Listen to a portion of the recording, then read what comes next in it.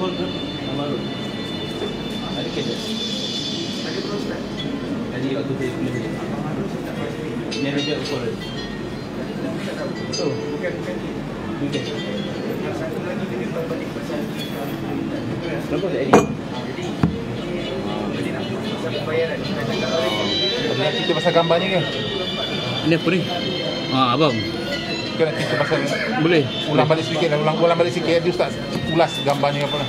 Pakai ni tak? dia tak boleh duduk tak nampak. Tak berdiri kat sini. Oh. Sebab mic itu pakai untuk speaker yang tu. Nanti jaga dulu kan.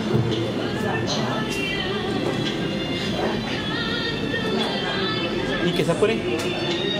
Covid? Okey.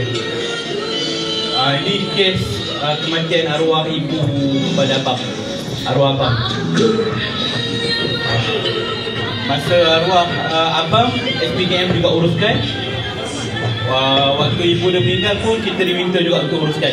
Ni Ali, anak adik pada arwah abang.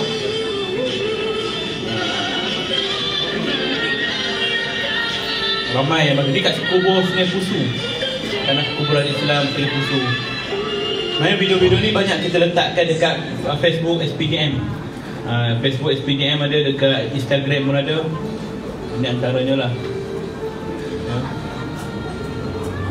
Ada banyak video, kalau nak tayang tu habis masa kita kat sini kan. Ya. Jadi ada lagi video lain COVID tu. Yes.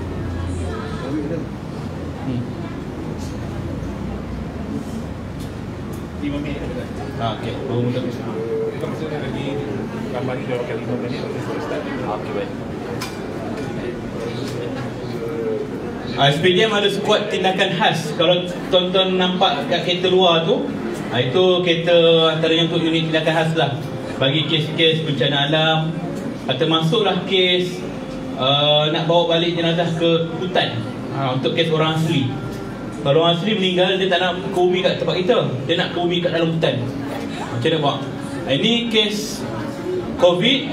Kalau nak bawa keluar daripada negeri, contohnya macam Selangor meninggal, nak bawa balik ke Kelantan ke Johor ke, kita kena letak dalam keranda, kena wrap keranda tu.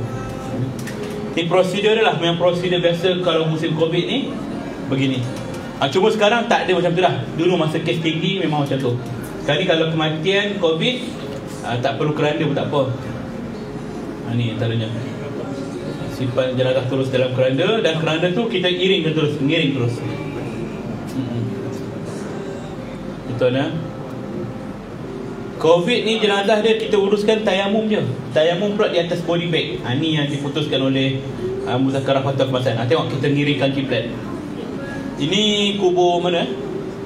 Tak pasti kubur mana. Betul Shah Alam.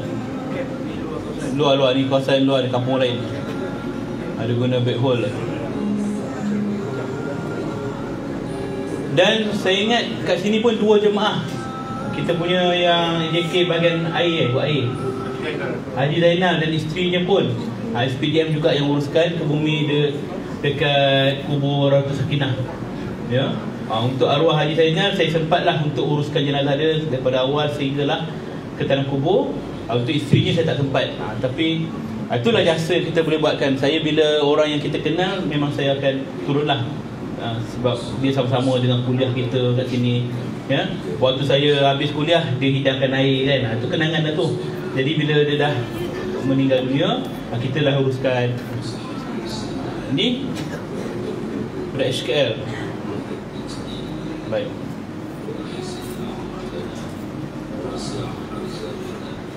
Memang masa kematian tengah naik tu, tahun lepas bulan 7 tak saya, dengan bulan 8 tu kes naik. Dekat KL sehari meninggal 10-10.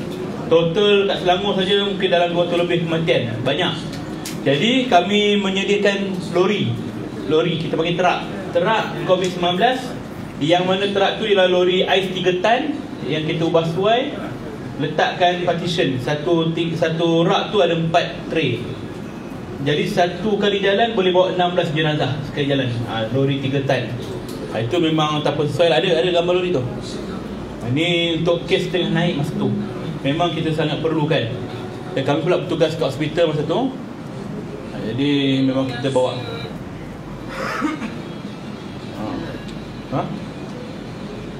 Ini kes bawa ke mana ni? Ini antara kes COVID lah. Bawa jenazah. Ini mana pula?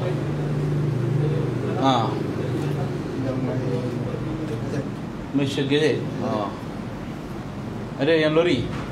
Banyak video kita nak buka tapi tak sempat lah sekarang ni. Kita akan mula lagi dalam seminit 2 ni. Kita akan mula. Tunggu yang lain-lain masuk dulu. Ya. Jadi SPJM ni bukan hanya pada di Malaysia tuan. Kita juga ada rangkaian di luar negara. Dan sekiranya berlaku kematian di luar negara, boleh hubungi pihak SPJM untuk kita bagi advice. Sama ada nak ke bumi luar negara, kita menggalakkan lah bumi kat luar. Tapi kalau ada keluarga kata nak bawa balik juga, ada prosedur dia, cara nak bawa masuk balik ke dalam negara kita. Tapi sebaiknya mana meninggal situlah ke bumi, ya. Dan kita juga bukan hanya jenazah Muslim. Jenazah bukan Muslim pun kita uruskan. Tapi dari sudut logistik je. Maksud logistik tu ialah urusan embalming, urusan dokumentasi, keranda, van.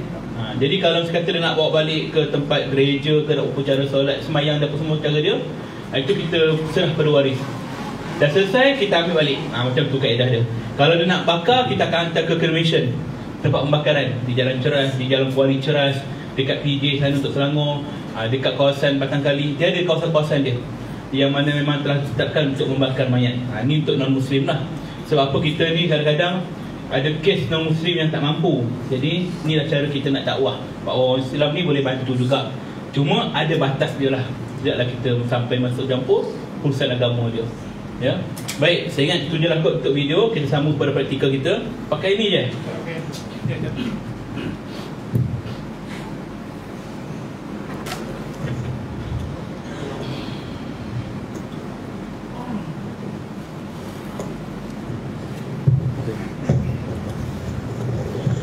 Okey, baik, alhamdulillah kita sambung balik praktikal. Untuk bahagian praktikal pula. Baik. Tuan-tuan, dari sudut urusan mandi, kafan, kita akan terangkan dari sudut peralatan dia. Dalam kita ada 4 rukun urusan jenazah: mandi, kafan, solat, ke bumi. Dalam bab mandi, apakah perkara yang wajib ada untuk mandikan jenazah? Apa dia? Mandi jenazah. Air. Selain air, apakah perkara wajib ada? Jenazah, of course jenazah. Selain daripada air dan jenazah, apa dia? Kain lagi? Kain batik, sabun. Baik, kalau faham pada kehendak soalan, apakah yang wajib ada? Air sahaja. Jenazah tentulah air sahaja. Mana barang-barang lain tu hukumnya lain. Mana yang wajib dalam pengurusan jenazah, air saja untuk meratakan air ke seluruh badan mayat. Adapun barang-barang lain, sabun, shampoo, cendana, kapur barus, air mawar, bidara, akar sintok, apa-apa saja, ini sunat wangi-wangian. Maknanya kalau tak ada barang-barang ni, tak apa ke? Tak apa, tu sunat wangian saja, bukanlah satu kewajipan. Ya, kalau tak ada cendana, kapur barus, semua tak ada, macam mana nak buat? Kat rumah mesti ada sabun, ada shampoo, boleh guna. Tu wangi-wangian juga boleh pakai. Maknanya kalau kita nak mandi jenazah, ada barang tu pun jadi dah. Ya. Kemudian dari segi adat, apa dia? Adat je lah barang. Ada macam ni, slideshow. Dari segi adat pula, barang-barang dia apa? Antaranya gayung, kapas, kain, gunting. Ini semua adalah adat-adat. Mana adat tu ialah benda yang biasa kita guna. Tempat mandi. Macam mana pula tempat mandi kalau tak ada? Ada kaedah orang lama, dia guna batang pisang. Letak 2 batang pisang tu, nak mayat letak atas dia. Ada kaedah lama juga, dia mandikan di atas rumah. Mandi atas rumah, air jatuh ke bawah. Ada juga yang pangku mayat. Pangku mayat macam mana? Kaki dia luruskan depan, 2-3 orang anak pegang, mak dia, ayah dia, mandi ke atas tu.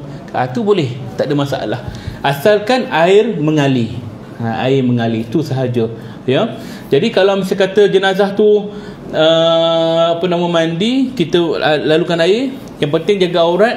Dan pastikan yang mandikan tu pula ialah keluarga dia. Siapa kena mandikan jenazah? Lelaki, lakilah. Perempuan, perempuan. Tapi kalau anak nak mandikan jenazah ibu dia, anak lelaki mandikan ibu dia, boleh. tapi dia ada batas dia. Maknanya bahagian kemaluan daripada dada sampai ke lutut biarlah orang perempuan yang uruskan kalau ada orang perempuan. Kalau tak ada, anak pun boleh. Ya, isteri boleh mandikan suami pun boleh, suami mandikan isteri pun boleh. Cuma dari sudut hukum, kalau seorang isteri nak mandikan suami dia, mestilah yang mandikan dia bersama ialah kaum keluarga dia. Tak boleh ada yang bukan mahram. Contoh waktu nak mandi itulah, ada Tok Imam, Tok Bilal, JK Masjid, apa semua ada, tiba isteri tertengah. Tak boleh, pasal dia dah bermulai hukum edah. Dia tak boleh bercampur waktu tu. Kalau dia nak mandi, dia kena keluarga dia saja. Tapi kalau ada orang lain, dia kena duduk luar. Tapi kalau nak bagi peluang pada isteri dia untuk mandikan juga, waktu siraman terakhir, bagi peluang pada isteri dia, panggil masuk, siram lah kan. Tu boleh, ya. Baik. Kemudian dari sudut kafan, berapa helai yang kain yang wajib untuk lelaki, berapa helai yang wajib untuk perempuan? Lelaki apa helai wajib?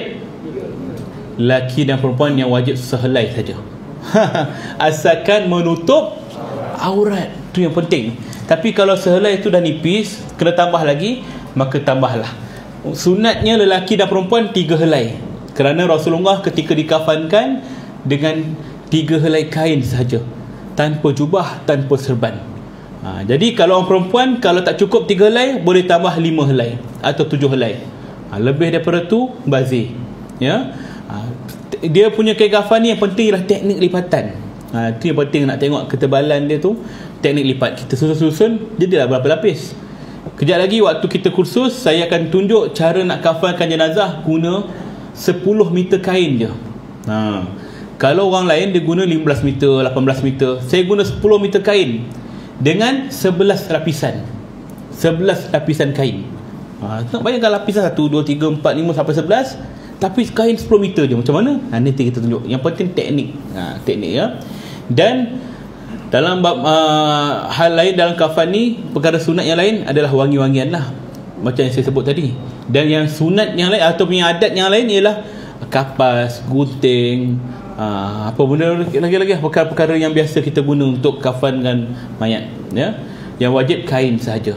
Yang ketiga, solat jenazah. Solat jenazah ni tuan-tuan, 4 takbir sahaja, ya. 4 takbir, kita mulakan dengan niat, sahaja aku solat ke atas jenazah ini, 4 takbir makmum kerana Allah Ta'ala. Takbir pertama Allahu Akbar, terus baca surah Al-Fatihah. Jangan kata-kata nak baca iftitah pula, Allahu Akbar kabira walhamdulillah kasira. Imam pun takbir kedua Allahu Akbar, lah dah sudah, iftitah takbir lagi. Siapa suruh baca iftitah? Terus Al-Fatihah. Boleh tak baca surah lain lepas tu? Boleh, tapi tak digalakkan, ya, sebab solat jenazah ni ringkas sahaja, ya. Pernah berlaku Ibnu Abbas beberapa kali membaca surah setelah Al-Fatihah. Ada ulama kata barangkali dia terlupa yang dia solat jenazah. Kadang-kadang kita dah terbiasa solat, ada solat sunat, ada surah lepas Al-Fatihah, jadi dia tersasul. Tu tak apalah, tapi ada pun hukumnya tetap tak ada masalah, boleh. Cuma tak digalakkan. Terus baca Al-Fatihah saja. Nabi selalu baca Al-Fatihah saja. Takbir kedua, selawat. Allahu Akbar, selawat. Allahumma salli ala Muhammad wa ala ali Muhammad. Itu yang ringkas. Kalau nak panjang, sama macam selawat Ibrahimiyah. Kama sallaita ala Ibrahim wa ala ali Ibrahim sampai fil alamin innaka Hamidum Majid. Assalamualaikum. Belum lagi tuan. Baru takbir yang kedua. Takut tersasul, kan? Lepas fil alamin je terus salam, kan? Lepas selawat, takbir yang ketiga Allahu Akbar, doa ke atas mayat. Jenazah lelaki, Allahumma gfir lahu warhamhu wa'afihi wa'fu anhu. Kalau jenazah perempuan, Allahumma gfir laha warhamha wa'afiha wa'fu anha. Kalau jenazah tu ramai, 2 orang ataupun lebih, Allahumma gfir lahum warhamhum wa'afihim wa'fu anhum. Kalau jenazah pondan, macam mana pula nak baca? Allahumma ghafir lahu hahum. Jangan jamak semua sekali, ya. Tak ada istilah hu hahum, dia tetap hu juga lelaki, ya. Allahumma ghafir lahu. Baik. Kemudian takbir yang keempat Allahu Akbar, tak baca doa pun tak apa, kita diam sampai imam bagi salam, kita pun salam. Tapi kalau nak baca doa, antara doanya ialah Allahumma la tahrimna ajrahu wa la taftinna ba'dahu wa'fir lana wa lahu. Kalau perempuan kalau ramai hum. Tapi time solat terlupa. Masa belajar ingat, tapi time solat Allahumma la haula wa la lain dah ni. Try sekali lagi. Allahumma lakasumtu. Lagi jauh kan. Jadi kalau tak dapat dah hilang arah, baca sajalah Rabbana atina fid dunya hasanah wa fil akhirati hasanah wa qina azabal. Assalamualaikum warahmatullahi. Selesai. Yang wajibnya salam yang pertama tu je. Yang kedua tu sunat, ya. Baik, selesai, terpulanglah nak buat doa ke dan sebagainya, ya. Yang keempat, ke bumi jenazah. Ke bumi jenazah ni ialah tak ada isu sangat tentang kubur masa kata. Cuma ialah cara kita nak turunkan jenazah. Lelaki masuk dalam kubur 3 orang, menghadap ke arah kiblat. Kita akan menerima jenazah daripada arah depan. Tangan kanan kita dekat bahagian bawah jenazah, tangan kiri kita atas jenazah, peluk dia, supaya senang kita nak angkat jenazah. Ada begitu, terus mengiring menghadap kiblat jenazah tu. Kemudian buka tali dia semua. Tali tu dilonggarkan saja, tak payah tarik bawa naik atas, tak payah. Ada orang kalau ambil tali tu dia buat benda lain. Ada macam-macam orang boleh buat benda tu, ya. Longgarkan, biar je kat dalam tu. Yang jaga bahagian kepala, selak muka dia, selak kain kiri kanan, selit kat bahagian bawah dia. Yang bahagian muka ni selak. Cuba rapatkan muka dia ke dinding kubur tu. Kalau tak dapat, ambil sedikit tanah letak kat hidung dia sebagai syarat. Kemudian tutup kain ke atas muka dia. Ini sunat sahaja.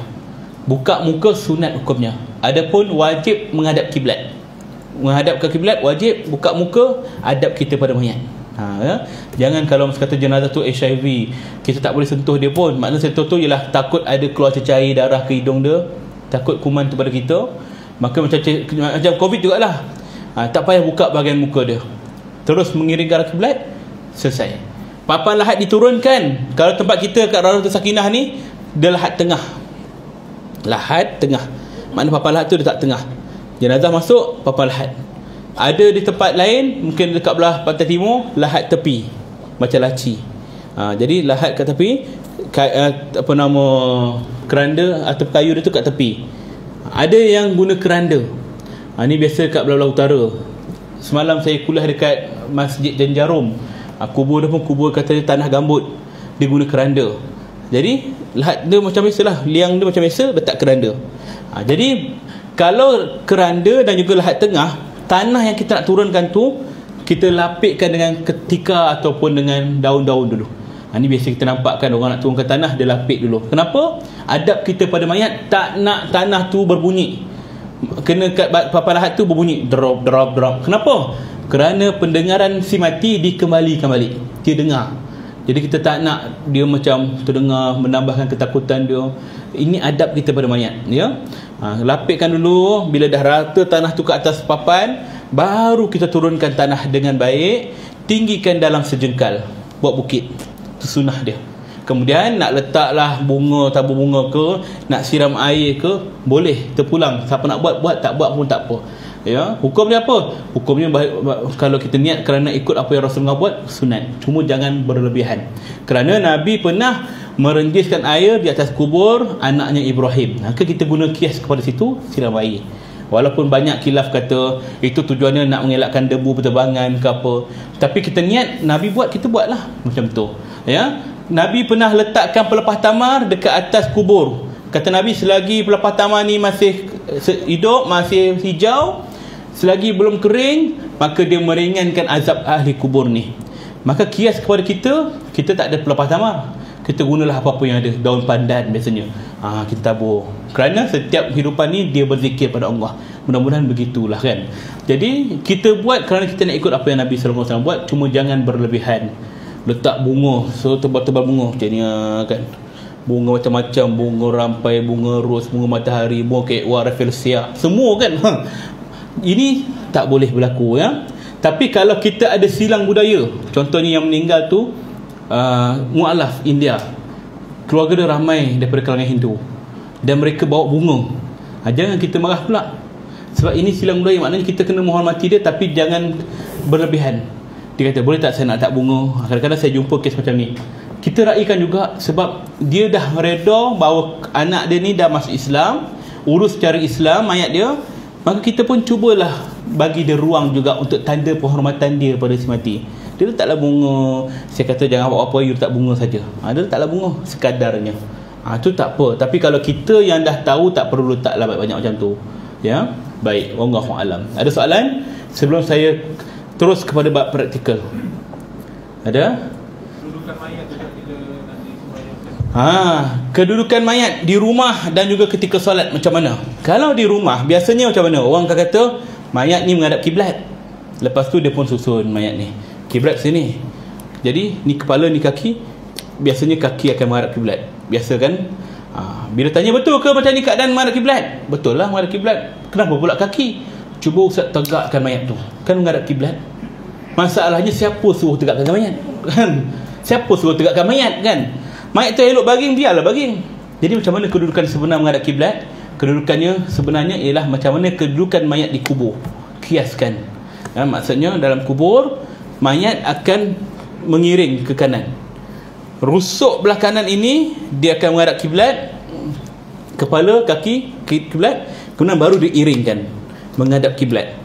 Cuma sebelum ke bumi dekat rumah takkan kita nak ngiringkan dia, maka kita baringkan dia, biarlah rusuk kanan ni yang menghadap kiblat. Itu kaedah dia, kedudukan dia. Tak boleh kaki. Dari sudut hukum tak ada masalah sebab tak pernah ada larangan mengharamkan ke, Nabi tak pernah sebut secara jelas ke, tak ada. Jadi kita ambil dari sudut adab. Kalau kita depan orang tua kita hulur kaki, adakah itu adab yang baik? Tak baik. Kita duduk hulur kaki kat orang tua.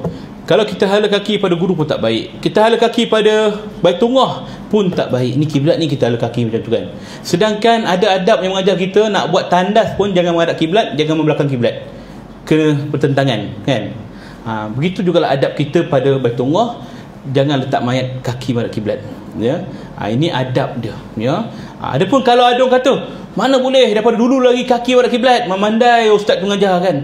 Kalau adalah cakap macam tu kan, jangan digaduhkan tuan-tuan, ikutlah cakap dia kan, sebab ni bukan berkaitan dengan hukum, ni adab saja kita pada Baitullah. Kalau orang tanya mana kepala nak hadap ni, kita buatlah cara kita, rusuk kanan ni saja yang menghadap kiblat. Dalam solat macam mana pula? Kalau dalam solat kedudukan yang ikut sunnah ialah kedudukan imam. Jenazah lelaki, imam akan setentang dengan kepala. Nabi pun akan berdiri dengan setentang kepala. Kalau jenazah perempuan, Nabi akan setentang dengan pinggang dia. Ini sunnah dia. Adapun kepala lelaki kanan kiri, kalau ikut kitab ulama kata kepala lelaki sebelah kiri, kepala perempuan sebelah kanan. Kenapa? Ini kaedah. Kaedah supaya orang belakang nampak mayat tu kat mana kepala dia? Belah kiri. Oh, lelaki. Maka orang tahu jenazah lelaki. Ini kaedah saja Adapun kalau kata yang mana afdal, yang paling afdal ialah kepala lelaki dan perempuan semua belah kanan. Imam tu je yang menentukan jantina dia, tak kepala ataupun kaki pinggang. Itu pun dah cukup dah. Tapi kalau nak buat juga ikut style macam mana yang ditulis, kepala kiri, kepala kanan, tu tak ada masalah, terpulang tuan-tuan selesai. Ada soalan lain? Yang layak menjadi imam. Yang layak menjadi imam sebaik-baiknya ialah keluarganya sendiri. Sebab ini berdasarkan apa yang ketika Rasulullah SAW wafat. Sebelum wafat, orang tanya, ya Rasulullah, siapa yang mandikan kamu, siapa solatkan kamu? Nabi jawab, orang yang akan setelah aku wafat, kamu tinggalkanlah bilik itu seketika, kerana ketika itu aku bersama dengan Allah. Kemudian malaikat akan solatkan aku. Kemudian ahlul bait, maknanya utamanya ialah keluarga dia dulu. Kemudian barulah jemaah kaum muslimin, jemaah kaum muslimat, kemudian sahabat-sahabat yang terjauh, yang terdekat, sehinggalah habis. Maknanya utamanya lah waris, anak. Keutamaan daripada anak lelaki utamanya. Kalau tak ada anak lelaki, siapa yang terdekat? Adik-beradik lelaki. Macam mana faraid lah keutamaan waris tu. Jadi kalau tak boleh, waris kata tak boleh lah, serah pada imam lah, serahkan pada imam. Cuma anak sebaik-baiknya waris lepas meninggal, lepas solat jenazah tu, dia ke depan untuk buat pengumuman. Seandainya arwah ni ada salah silap, tolonglah maafkan dia. Jika ada hutang piutang, tolonglah halalkan. Dan jika nak tuntut, tuntutlah pada kami waris-warisnya. Kena beritahu. Sebab hutang seseorang mukmin itu tergantung antara langit dan bumi sehingga ahli keluarganya membayarnya, menjelaskannya. Jadi kita bantulah ihsan kita pada ayah kita, mak kita. Kita cakap siapa yang ada hutang, bolehlah kami akan selesaikan. Kita boleh selesaikan hutang dia ni guna duit arwah, boleh. Keutamaan harta si mati ni lepas dia meninggal bukan faraid. Pertamanya ialah dia kena selesaikan duit pengurusan jenazah dia, kafan ke apa, kita boleh guna harta dia. Kedua, hutang dia, bayar hutang guna duit arwah, habis-habislah. Yang penting selesaikan dulu. Ketiga, barulah faraid, bagi-bagi ke faraid. Itu kaedah dia ya. Hutang ni kena selesaikan, jangan kita tangguh-tangguh. Pernah ada satu ketika zaman Rasulullah, satu orang perempuan Yahudi, dia minta hutang sahabat Nabi yang dah meninggal dunia. Dia kata kat keluarganya, arwah ni hutang 2,000 dirham. Sedangkan ketika itu arwah memang tinggalkan duit 2,000 dirham je untuk keluarga dia. Jadi benda tu diajukan pada Rasulullah.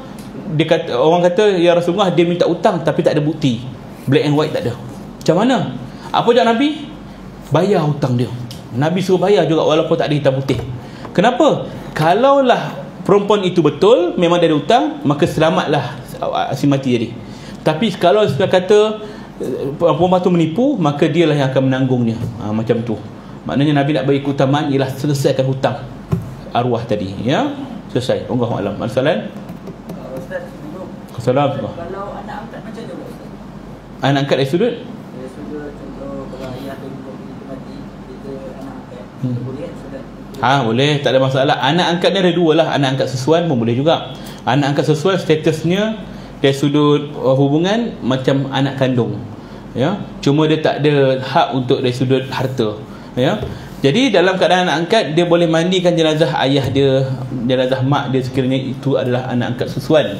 Tapi kalau anak angkat yang bukan susuan, tak boleh kalau berlawan jantina. Dan anak angkat lelaki nak uruskan mak dia, tak boleh lah. Itu sudut hukum lah ya. Baik, Allahu a'lam. Soalan lain? Dia aja. Ya. Kalau si mati, dia dah wasiat dia beritahu lah.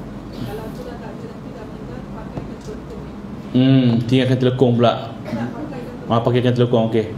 Baik. Tadi apa? Pakai kapan lah, dia kena wajib warna putih atau boleh selain warna putih? Kain kapan warna apa ya? Baik, soalan puan tadi, macam mana pula kalau dia wasiatkan nanti pakaikan kain telekong mak ni, pakaikan kain ihram ayah ni, misal kata. Jadi dari sudut hukum, wasiat ini bukan satu benda yang wajib kita ikut. Kalau kita ikut, itu ihsan kita pada arwah. Adapun boleh tak telekong ataupun kain ihram pakai pada mayat? Hukumnya boleh ya, kerana Nabi sebut cantikkanlah kain kafan pada orang yang meninggal dunia, kerana mayat akan dibangunkan dengan kain kafan yang dipakainya dan akan saling menziarahi antara satu sama lain. Ini hadis sahih. Maknanya kalau dia kata nak pakai kain telekong dia, pakailah. Cuma tuan-tuan, manfaatnya hanya sekali je. Dalam kubur dia akan rosak, hancur, jadi dimakan tanah. Tapi kalau kita niat untuk wakafkan kain telekong tu, bagi pada orang lain sedekah, kain telekong banyak, kain ihram pun ada, maka insya-Allah setiap kali orang tu guna untuk ibadah, pahala bagi si mati. Itu lagi baik, manfaat besar kan. Tapi kalau kain telekong dia banyak sangat dah, ada 10 kain telekong dia, tak apalah satu pakaikan pada arwah ni, tak apalah, pakaikanlah 9 tu kita sedekahlah ya. Tapi kalau tak ada, saja nak beli pula, belilah kain telekong untuk mak ni, beli yang mahal waktu Siti Khadijah kan, yang 1,000 lebih kali sapi kan, contohlah kan. Pakai kan, tak apalah kan, tak apalah, ini untuk apa, manfaat untuk mak. Kita mak pun banyak jasa, dah meninggal baru nak bagi, time hidup tak nak bagi kan. Time hidup tu bagilah kain telekong kat RM30 kat masjid India tu. Time mati nak special. Jadi tak patut benda tu berlaku ya. Baik, soalan tadi bagaimana pula kalau mayat, soalannya kalau kain putih, okey, boleh. Hukumnya ialah sunat berwarna putih ya, sunat yang dituntut ialah warna putih. Tapi sekiranya nak warna lain, arwah ayah ni suka warna pink, kata warna pink boleh tak kain kapan warna pink? Dia dah siap dah ni kawan warna pink kan. Hukumnya makruh, boleh guna, boleh makruh sekiranya ada warna putih. Tapi kalau tak ada, harus hukumnya. Tapi kalau mesti kata bukan sahaja warna pink ada pula Hello Kitty, gambar kan, elok susun Hello Kitty ya, 2-3 ekor. Hukumnya haram sekiranya ada warna putih, ada kain lain, dia pilih yang tu. Tapi kalau tak ada lain, tak ada pilihan, tu je ada, harus. Hukum berubah ikut situasi, dan yang paling tuntut ialah berwarna putih. Wallahu a'lam. Ya. Soalan tadi? Kalau kita tak tahu si mati ni yang berhutang, ini masalah juga, ya. Sepatutnya kita ni ada inisiatif sebelum kita mati. Kita kena selesaikan hutang kita. Tapi kalau ada hutang yang kita terlupa, alamak, hutang mana ada tak, hutang lupa dah kan. Jadi kita niat sedekah tu, ya Allah, kalau ada hutang-hutang yang aku belum selesai, mudah-mudahan inilah pengganti dia. Niat sedekah. Yang kedua, kalau kita ada hutang pada orang tapi kita tak jumpa kawan tu, dah 10 tahun dah, entah mana dia meninggal ke hidup ke, tak jumpa, tak tahulah kan. Dah cari dah dekat Facebook, ID, TikTok, WeChat, semua forum lah, dah cari tak ada, mana pergi. Jadi kita sedekahkan atas niat nak bayar hutang si Polan. Dan sekiranya satu hari nanti terjumpa dia balik, wajib kita bayar hutang dia. Kalau dia tuntut ke tak tuntut, kita wajib bayar juga. Melainkan kalau dihalalkan, tak apalah kan. Kalau dia tuntut, kau ada hutang kat aku 100 tu, jangan kita cakap pula, hari tu aku dah sedekah kat masjid dah, kat Surau Padang Balang tu, minta lah kat bendari dia. Takkan nak minta macam tu. Jadi itu dah jadi sedekah kita. Wajib juga pada waris, pada orang tu untuk bayar. Tapi kalau waris kata rasanya arwah ni ada hutang lah, wawarkan. Kalau ada hutang, tuntut pada saya, macam tu, ya. Kita cuba, tu pentingnya ada catatan hutang ni. Tapi kalau kita tak tahu, di luar kemampuan kita, sedekahlah. Kalau rasa macam banyak, sedekahlah banyak sikit. Janganlah sedekah 20 sen nak bayar hutang kan. Tahu sedekah tu lebih kan, 20 sen masuk kan. Jadi biar berpatutan lah. Wallahu a'lam. Ada lagi soalan? Ya, Hajar. Waalaikumsalam.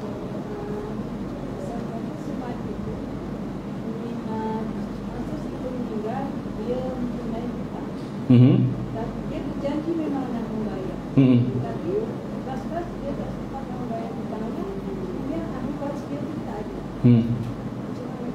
Baik. Kalau dia dah tahu dia ada hutang, dia kena ikhtiar bayar hutang. Sebab tu Nabi kata, barang siapa yang tidur di tempat barang siapa yang terbaring di tempat tidurnya 3 hari, maknanya sakit, maka tulislah wasiat, letak bawah bantal. Kena ikhtiar, sebab kita tak nak menanggung besok kat sana. Kalau kawan kita tu halalkan, alhamdulillah kita lepas. Tapi kalau tak lepas, kita lah kena bertuntut kat sana nanti, dituntut kan. Jadi kalau kita tak tinggal wasiat, waris pun tak tahu, maka kita lah yang menanggung sampai ke sudah. Ya, jadi kita kena tahu juga pasal tu dan bagi tahu waris sekiranya tak sempat kita selesaikan. Ya, Allah alam. Ada? Ya, Tuan J. Mungkin bukan berkaitan dengan hutang kemungkinan arwah mak bapak kita mempunyai harta yang banyak, tapi bukan harta duit. Dia punya baju yang banyak, kasut yang banyak, benda yang banyak gitu. Okey, barang-barang tu Ustaz, kalau kita nak bagi orang ambil, okeylah. Tapi kalau kita meneruskan, ada juga ianya satu dosa membazirkan ataupun kita jual balik pun macam Ustaz. Baik.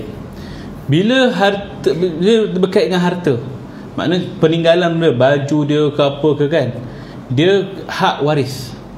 Itu dah kategori faraid juga, sebab harta dia, harta yang bernilai lah. Setiap benda yang ada nilai tentulah wajib difaraidkan, termasuklah pakaian dia. Kalau ahli waris setuju, kita sedekah lah ke orang. Kena dapatkan persetujuan waris ni, waris yang layak untuk faraid lah. Kalau dia ada anak lelaki, anak perempuan, mak, ayah, maka terputus kat situ je lah. Adik-adik lain bukan ahli faraid dah. Dia ada hukum-hukum faraid dia tu. Jadi mak kata apa, anak dia kata tak apalah, sedekah je lah ayah punya. Anak perempuan kata begitu, mak ayah dia pun kata begitu, isteri pun kata begitu, maka boleh kita sedekahkan ke nak jual ke kan, terpulang. Tapi kalau nak buang, membazir lah, kita lah yang bazir.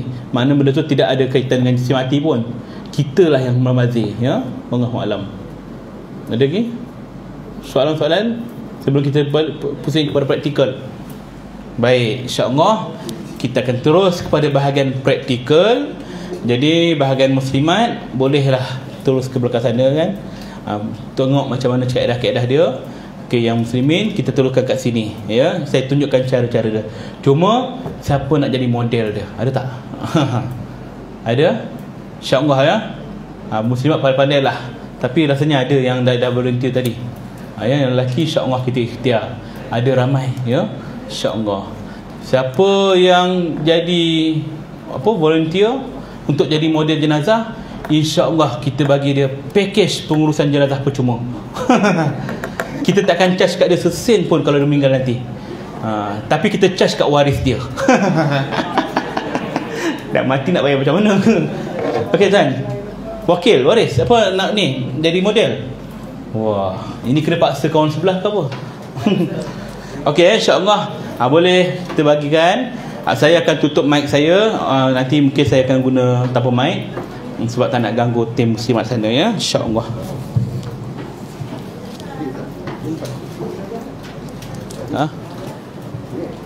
Sinilah.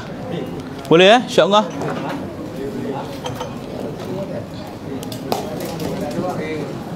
Banyak sangat wayar ni bang.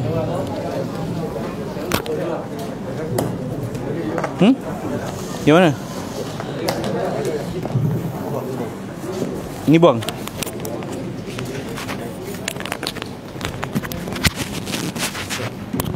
Ni buang. Ni pakai. Okey, baik, insyaAllah. Siapa nak nyamuk? Busik dah. Apa pula tu? Ni. Tak jauh sikit. Ke wayar dia tu? Cabut dah. Cabut je. Kau tak pakai.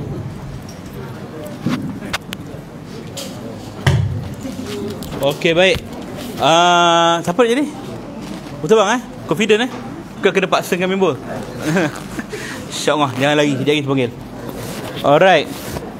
First, saya akan tekankan tentang cara-cara nak bentang kain kapan. Okey. Tuan-tuan nampak ya? Jangan risau. Saya akan bagi penerangan supaya semua faham. Dalam set SPJM ni, ambil kotak tu bang. Boleh rapat-rapat tak apa. Suara saya insyaAllah kuat. Ini ialah kit pengurusan jenazah SPJM yang berwarna coklat ni. Ialah set yang belum potong. Set yang belum potong. Dalam ni ada lebih kurang 15 item. Termasuklah kain tuala, kain batik, gunting, semua ada siap dalam ni.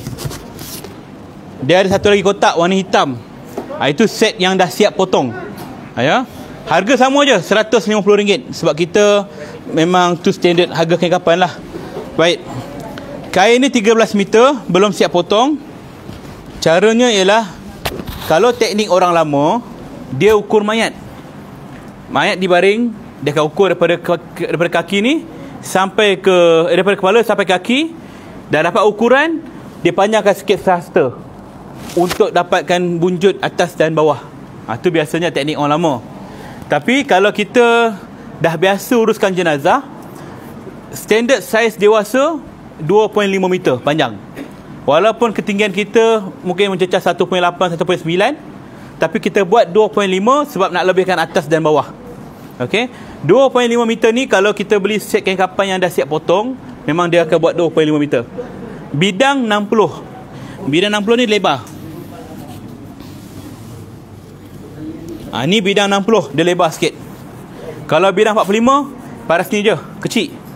Jadi tak sesuai untuk kapan mayat. 60 lebar. Okey. Kita nak tahu 2.5 meter macam mana? Bagi orang yang tak biasa, dia akan ukur lah guna tali tip tu. Cukup 2.5 meter, potong. Tapi kalau orang yang dah tahu, macam saya dah biasa buat ni, saya tahu, saya ukurkan berdasarkan badan saya. Okey. Standard jenazah 2.5 meter. 2.5 meter badan saya ialah 1 depa setengah. Okay, ni 1 depa. Saya buat 1 depa ni. Alright. Saya ambil yang ni setengah. 1 depa setengah saya bersamaan 2.5 meter. Itu dia. Senang. Jadi kita lipat dua ni, gunting. Mana gunting? Okey, orang pegang hujung. Okey, kita ambil gunting. Kita gunting terus.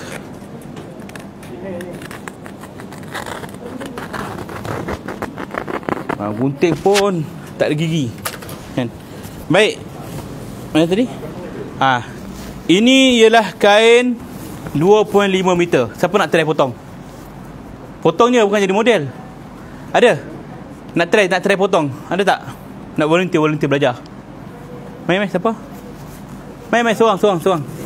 Volunteer untuk potong kain. Cik Azra. Okey. First kita ukur dulu pada badan dia. Okey, ukur 1/20. Tadi saya 1/20 saya 2.5 meter. Tengok badan abang ni. Okey, 1/20. Alright, sampai hujung ni, tarik ni ke hujung. Okey, tengok yang tu pula. Okey. Lebih kurang saya juga 1/20 lebih sikit. Ini saiz 2.5 meter. Untuk saya ikut ketinggian dia. Okey, ada siapa nak try lagi? Pengusi kita. Tengok nanti kita try gunting pula. Senang nak tahu kat sini. Okey, 1/20. Alright. Okey. Pegang. Tak sampai setengah. Paras ni je. Maknanya lepas ni kita punya fungsi kena ingat lah. Kalau nak potong kekapan, sampai paras ni je.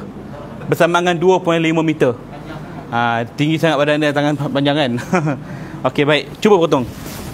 Ambil. Okey ni. Ukur. Okey, ukuran dia. Okey, 1/20. Okey. Okey, 1/20. Alright. Okey, ambil yang ujung pula. Okey, sampai paras mana tadi? Sini kan? Ni. Ini paras sini. Okey. Sampai sini kan? Okey, lipat. Ni ada elok cantik ni. Okey, lipat tu. Okey, gunting. Bersamaan dengan 2.5 meter. Siapa lagi nak try? Try ukur badan. Gunting ni. Gunting. Gunting. Okey, masjid. Cantik. Cuba ukur situ. Ni, ukur yang tu.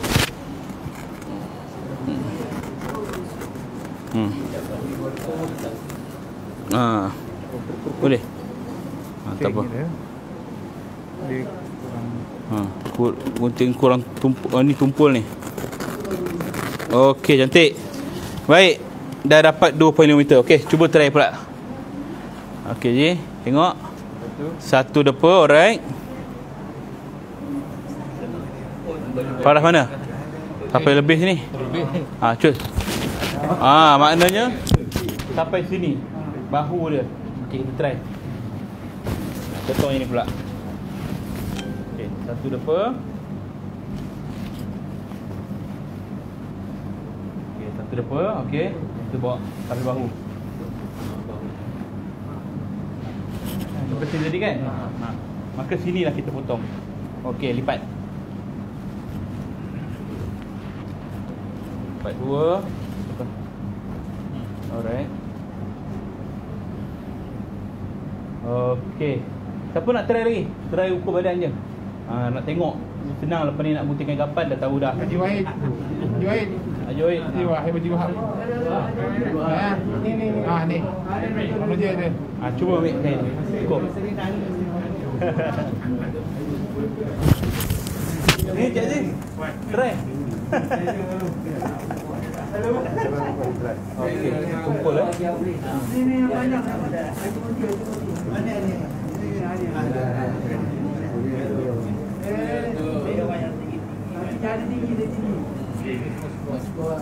Okey, baik. Alright, aku tengok macam mana. 1/20. Paras ni. Paras ni. Sini tu. 1/2. 1/20. Sini je putih. Ada sini. 1/20. Okey, 1/20. Setengah. Lebih kurang saya juga 1/2. Maka inilah standard dia, ya. Kalau saya tak biasa, ukurkan balik dengan 2.5 meter. Okey, 3 helai kain yang kita dapat ni, kita buatkan tali, potong tali. Okey. Kita ambil bahagian yang pengoh, bahagian yang panjang ni 2 jari saja. Ukuran dia lebih kurang 2 jari. Okey, kita gunting sikit. Untuk buat tali. Tarik. Ambil tepi dia yang panjang. Okey, 1 tali. Kemudian kita ambil lagi kain yang kedua. Dia dah potong dah. Lebih kurang 2 jari je lebar dia. Tak nak lebih-lebih. Kita tarik. Okey. Tarik. Okey. Berapa utas tali diperlukan untuk kain kapan? 3. Potong 3 dapat 3. 5. Ada lagi jawapan lain? Ada? 7. Yang kain kafan tali dia 5 je. Di ujung atas, bahagian tangan yang kedua, ketiga kat pinggang, 4 kat lutut, 5 kat ujung sekali. 5 utas tali diperlukan. Okey. Kalau cerita Melayu, cerita Indon, dia buat 7. Satu sini, 2 tertekak ni, 3 kat tangan, 4 kat pinggang, 5 lutut, 6 dekat buku lali, 7 kat ujung. Memang nampak macam pocong lah. Kepala ni kena ikat buat apa? Kan? Jadi tak payah jurut leher ni. Terus ke bahagian tangan. Baik, tapi kita dah ada 3. Kata 5. Baik, kita ambil 2 daripada 3 ni. Sebab kalau kita guna 3 tali ni panjang, untuk banyak lebih dia. Kita ambil 2 daripada ni, kita ambil sasta, guntingkan. Baik, dah ada 2 panjang, 2 pendek untuk kepala dengan bawah, dan juga 1 yang tengah. 5 utas tali. Alright, kita dah ada 3 helai kain. Saya kata 10 meter saja. 2.5 meter kali dengan 3 berapa? 7.5 meter. Baik, kita betan kain dulu. Sebelum tu kita betan tali. Okey. Okey, kita buat kat sini ya. Saya akan tunjuk 4 kaedah untuk kafankan mayat. Okey, 1. Okey, sikit. Okey. Ni bahagian kepala. Yang pendek bahagian kepala. Okey. Kemudian dan boleh sini. Okey, boleh nampak Boleh. Kita akan tunjuk. Okey. Kain yang kedua, tali yang kedua, pinggang. Kurang tak kebal. Yang lutut. Dan juga kat ujung kaki. Baik, 5 utas tali. Kemudian kita betan kain. Ni kaedah yang pertama, yang basic. Ni salah satu tips juga. Kalau kita potong tadi, dia akan nampak keluar benang. Kita koyak tadi kan, ada keluar benang-benang. Bahagian yang kita koyak ni, kita letakkan di belah kiri mayat. Kiri mayat sini, kepala dia kiri sini. Jadi kita letak belah kiri. Kita letak dulu 1. Kenapa letak belah kiri? Sebab bila mayat dikafankan, kiri akan duduk kat dalam, kanan kat luar. Jadi kekemasan. Tak adalah tali tu berdua-dua kan. Kaedah yang pertama ni basic. 1 kafan, 1 kain. 2 bentang, 3 kain. Anak siapa nak bentang? Tengok mana kiri kanan. Okey, letak. Tengok tadi 3 orang yang berbeza potong. Lebih kurang je ketinggian dia kan. 2.5 meter. Alright, sama je lebih kurang kan. Okey, kain ketiga. Ni kaedah cepat dah, tak payah nak ukur. Ikut saiz badan dia, 1.20.5. Okey, 1, 2, 3. 3 helai kain terus dibentangkan dekat atas tempat ni. Ini kaedah yang basic. Rasulullah dikafankan dengan 3 helai kain, tanpa jubah, tanpa serban. Tapi Rasulullah ada pakaian. Dia dimandikan tanpa buka pakaiannya. Rasulullah. Jadi pakaian Rasulullah itulah yang dikafankan dengan kain kafan tadi. Jadi kita tak cukup lah 3 helai ni. Pakaian itu maksud jubah dia lah. Jubah Rasulullah tu, dia memang tak dibuka waktu mandi. Itu hadis dia. Kerana nak menjaga kehormatan Rasulullah, memang tidak buka. Jadi kita 3 helai ni mungkin tak cukup. Tapi kalau dah cukup untuk kafan jenazah, aku dah okey dah. Lepas siap mandi, letak jenazah sini, terus kafan. Selesai. Kaedah yang kedua, okay, angkat 2 helai kain. Kain pertama dulu. Cabut deh. Kaedah yang kedua ialah kita buat kaedah jenazah badan besar. Kita buat kaedah silang. Okey, yang pertama kita akan lebih sedikit sebelah kanan, yang kedua sebelah kiri. Buat silang macam ni. Okey, letak. Okey, tak apa, letak je itu. Bersilang, kanan lebih, yang kedua kiri lebih, yang ketiga nah, tengah-tengah, balance. Jadi jenazah ni bila kita letakkan di atas, maka bila tutup dia akan terbuka bahagian dada. Tapi tak apa, dalam dah ada kapas. Kain yang kedua kita tutup, belah kiri lebih, dia akan tutup, tapi sebelah sini pula yang terbuka. Tak apa, dalam dah ada kapas, dah ada kain. Kain yang ketiga kita tutup, belah kanan pula lebih, dia akan terbuka belah sini. Dalam dah ada kapas, dalam dah ada 2 helai kain. Maka tak ada masalah, dah tutup aurat dia. Ini kaedah untuk jenazah yang badan besar. Okey. Kaedah yang ketiga, sekiranya mayat itu mayat yang berisiko tinggi ataupun jenazah yang ada bleeding, Okey, kita letakkan 2 helai kain macam biasa. Kalau jenazah ni, kalau besar kita buat bersilang lah. Kalau standard macam ni, di atas 2 lapisan kain ni letak 1 helai plastik. Plastik yang besar. Boleh beli kat hardware. Biasanya kalau orang nak cat ceiling, dia lapik plastik kat bawah tu. Plastik elut sinar tu kan. Ataupun senang cerita plastik shell out. Yang bentang tu kan, atas meja. Itu pun boleh. Ya, letakkan ke atas 2 ni, kemudian baru kita letak yang kain ketiga di atas dia. Kenapa tak letak plastik atas sekali? Kalau kita letak atas sekali, mayat diletakkan, jadi plastik tu melekat ke atas badan mayat. Bila dia melekat, dia akan mudah terkoyak.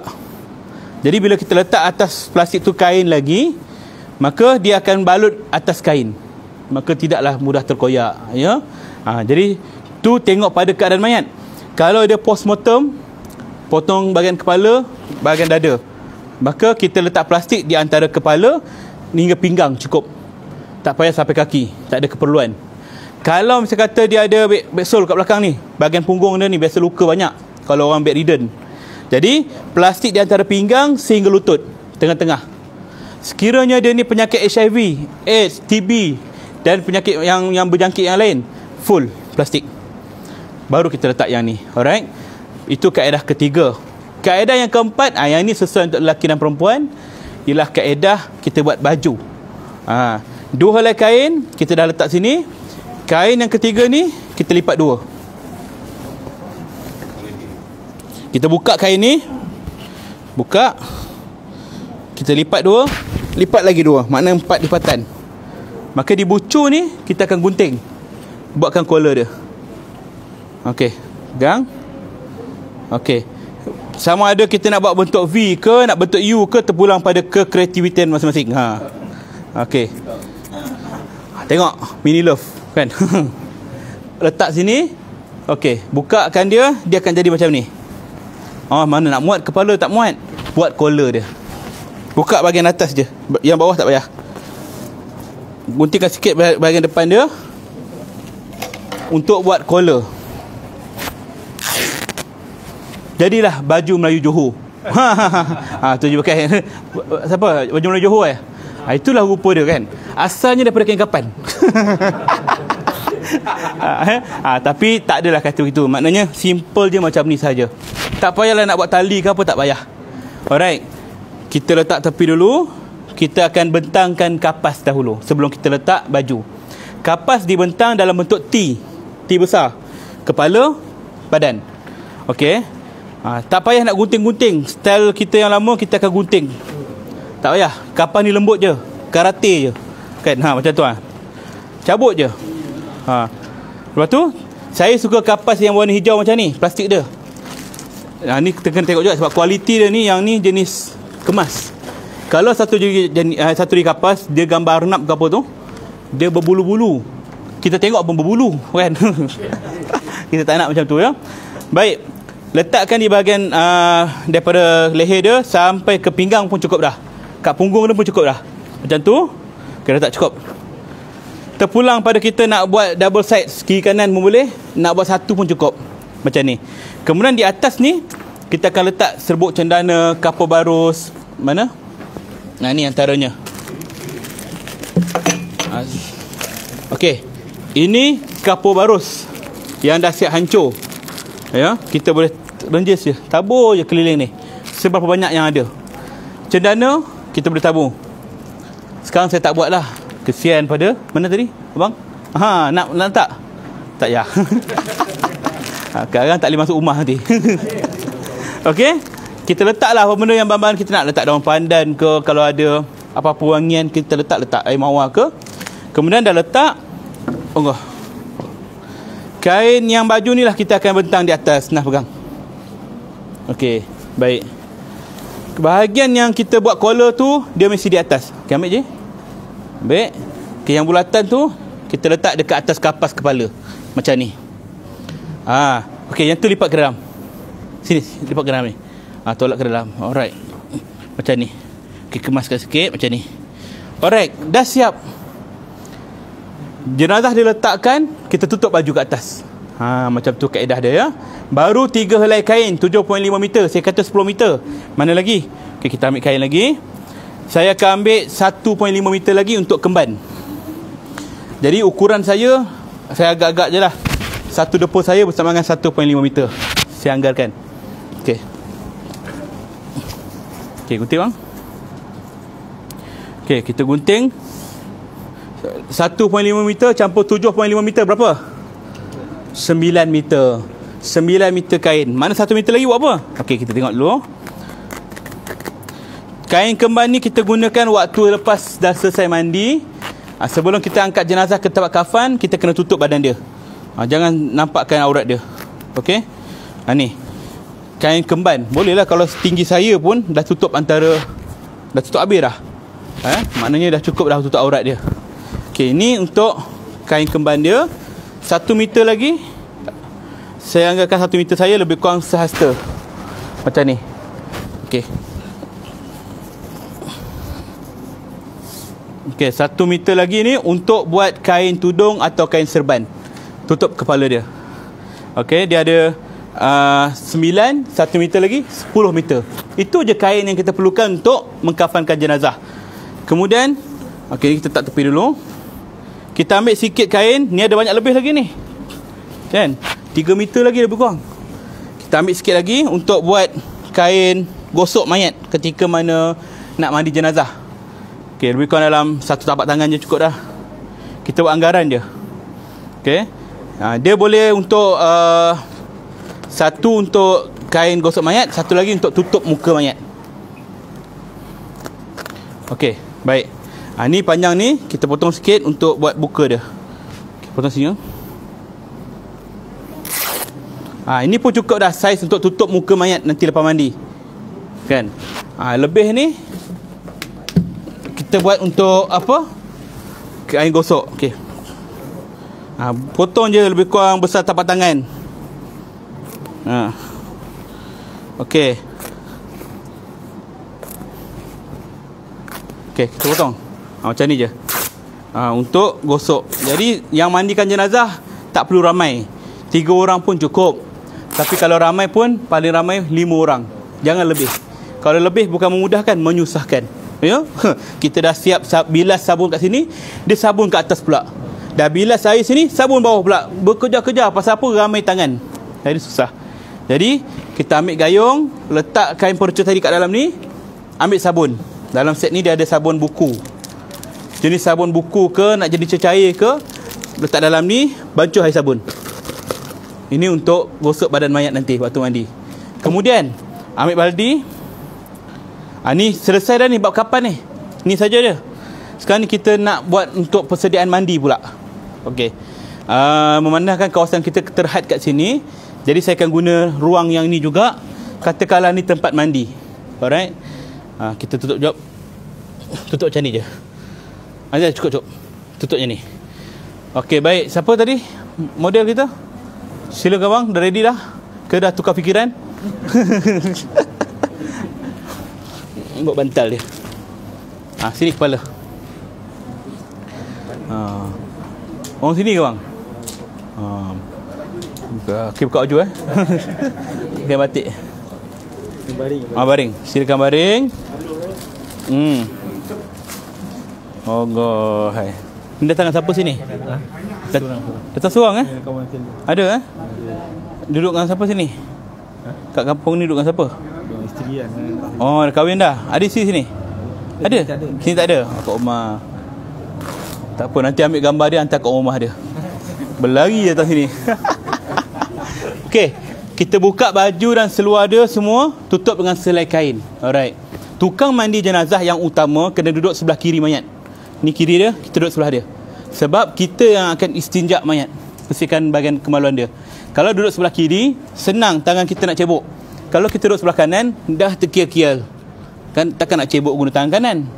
Jadi kaedah dia duduk sebelah kiri. Jadi kalau ada pembantu 3 orang, kita seorang, lagi 2 duduk depan ni. 1, 2. Kalau 5 orang, kita seorang, 1, 2, 3, 4. Macam tu. 5 orang, ya. Baik. Sebaik-baiknya, bukan sebaik-baiknya, sewajibnya tukang mandi yang nak cebok mayat tu dia kena pakai lapik. Pakailah glove sekurang-kurangnya belah kiri. Kalau nak dua side pun tak apa, tapi kiri yang nak cebok, jangan kena kemaluan dia. Okey. Kemudian kita ambil satu baldi.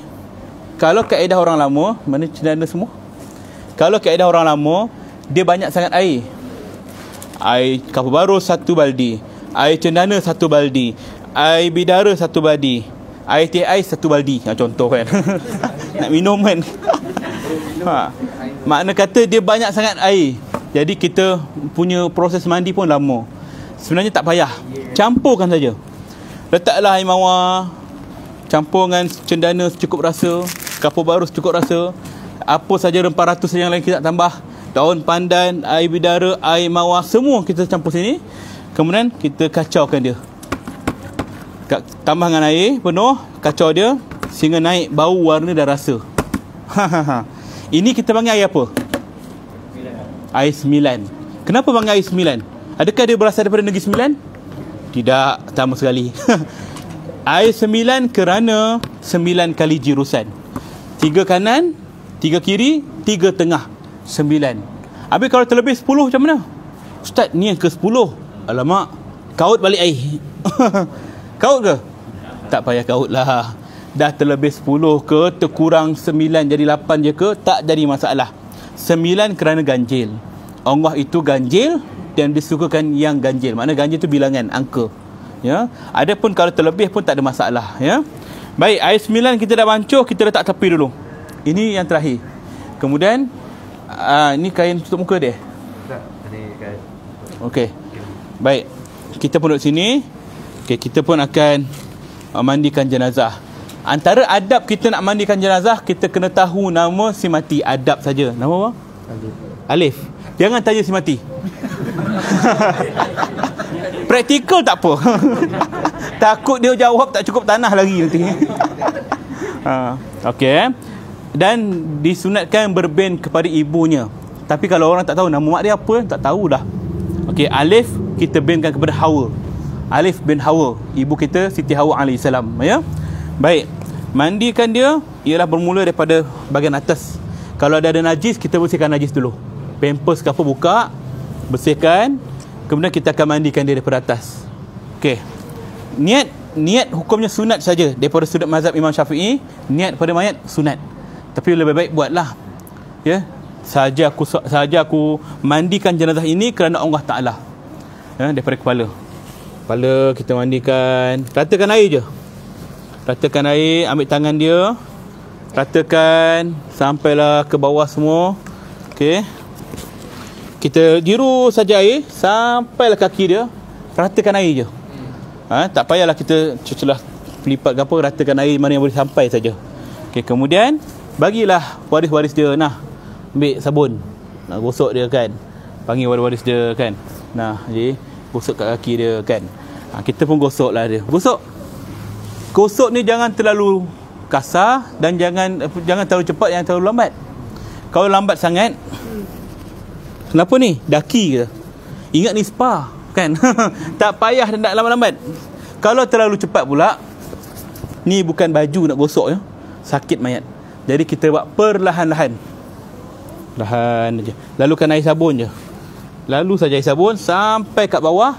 Sementara waris-waris ataupun orang yang bantu ni tengah menyabun, kita yang sebagai untuk tekong dia ni kena istinjakkan dia. Pastikan najis dia tak ada. Kita pakai glove, ambil kain putih, balut. Kenapa kain putih? Senang nak tengok najis dia ada ke tidak. Okey, buka kaki dia. Jangan risau bang. Jangan risau. Ini hanyalah praktikal. Don't try this at home. Okey, kita pakai kain. Okey, kita ambil ni, kita akan cebok dia, lalukan air. Boleh kita urutkan sikit bahagian kiri perut dia. Sebab bahagian najis kita penghujungnya dekat belah kiri. Kita tekan sikit, urut perlahan. Yang disuruh ialah bersihkan di bahagian luar, bukannya keluarkan yang dalam. Orang kita bukan setakat dia urut, dia buat macam roti canai. Macam ni lah. Tap kan. Ini menyeksa. Angkat badan dia boleh separuh. Sebagai tujuan, bila dia angkat, automatik perut dia ni akan menekan saki baki najis yang ada kat luar. Angkat sedikit, bukan dudukkan dia. Kadang dudukkan dia sebaik tak lipat kan. Jadi kita sekadar sedikit saja. Kita cebok dia, tengok najis. Oh, ada najis lagi. Jangan buang kain ni. Bersihkan. Tembak air. Kemudian kita ambil sabun lagi, kita bersihkan lagi. Sehinggalah kita tak nampak lagi najis. Tanya ke orang, ada nampak tak? Tak ada dah kan? Okey, selesai. Ya. Tapi kalau ada najis tak henti-henti, kita boleh ambil kapas, sumbat kat bahagian duburnya tu. Ini boleh masuk banyak-banyak. Sumbat. Sehinggalah dah padat, kita bersihkan sikit ruang tu, tutup, selesai. Sebab tu mungkin ada masalah pada sistem usus dia. Ya. Baik. Boleh tak tukang mandi dia tengok aurat si mati? Tak boleh ya. Kita bagi hukum yang lain pula. Boleh tak Tok Mudim tengok aurat orang lain? Tak boleh tu bos. Oh, okey. Aku rasa tak boleh. Kenapa tak boleh je? Tak boleh ke tengok aurat orang lain Tok Mudim? Tak boleh. Betul lah kata Haji tak boleh. Ikut suka hati nak tengok aurat orang lain. Kau dah sunat ke belum tengok? Kan tarik seorang. Haramlah hukum dia suka hati nak tengok walaupun status Tok Mudim. Tapi kenalah tengok time nak sunat. Kalau tak tengok berangkat ke HKL. Maknanya atas keperluan. Atas keperluan boleh tengok. Begitu juga tukang mandi. Atas keperluan boleh tengok. Itai kejap. Oh, ada najis sikit lah bahagian atas ni. Boleh. Tapi kalau dia sengaja nak tengok, orang lain pula tengok jap. Oh kan. Ini tak boleh. Haram hukum dia. Soalan tu kan. Kalau tengok tu ada tayam kan. Kadang-kadang ada orang yang pakai cincin kat tempat lain. Macam mana kan? Kan maksud dia tu kan? Kalau kita boleh buka cincin tu, bukalah. Tapi kalau tak boleh buka, kan ya, itulah maksud dia, direct terus. Kita dah cuba cover dah. Hey. Okey. Maknanya kalau boleh tanggal. Dia direct terus. Kalau tak boleh tanggal, kita lalukan saja air kat keliling dia. Ya, keliling dia tu. Betul juga kalau jari kita pakai cincin, kadang-kadang jari dah bengkak. Nak tanggal susah. Gunalah macam-macam style pun tak boleh, sabun ke tak boleh. Jadi kita hanya gerakkan sikit cincin tu supaya air boleh masuk kat situ. Itu pun cukup dah kemampuan kita yang tu. Ya. Baik, dah selesai bahagian najis dia ni, kita bilas balik sabun tadi. Bilas semua sampai dah bersih. Sabun apa-apa jenis pun tak apa. Apa-apa boleh yang kita mandi. Kalau kat rumah pakai sabun Fab, guna Fab. Fab pakaian lah kan. Maknanya kalau kita pakai Dettol ke apa lagi macam-macam lah yang kita biasa kat rumah tu, itu boleh lah asalkan halal lah ya.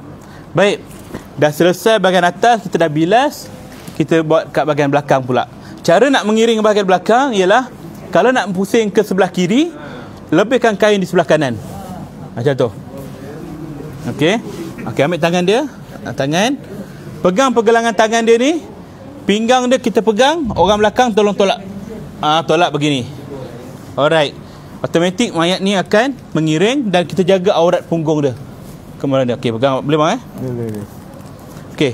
Orang sebelah sana dia akan sabun, dia akan bilas. Air, ratakan air sampai ke bawah. Kemudian dia akan sabun. Sabun tu sekali jalan je. Tapi kalau ada luka-luka, jangan gosok. Perahkan sabun je. Lalukan sabun. Kemudian bilas. Bilas balik air sampai ke bawah. Kemudian kalau ada air kat bahagian lantai dia tu, kita buang air tu.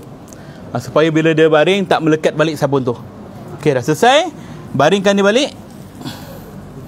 Sebelah sana pula kita pusing. Okey. Pusing orang sana pun sama juga. Pegang pergelangan tangan dia, kita lebihkan kain kat sini, pegang pinggang dia, pegang. Okey. Kita pun ratakan air kat sebelah sini juga sampai habis. Sabunkan dia, kemudian bilas. Bersihkan lantai bawah. Selesai.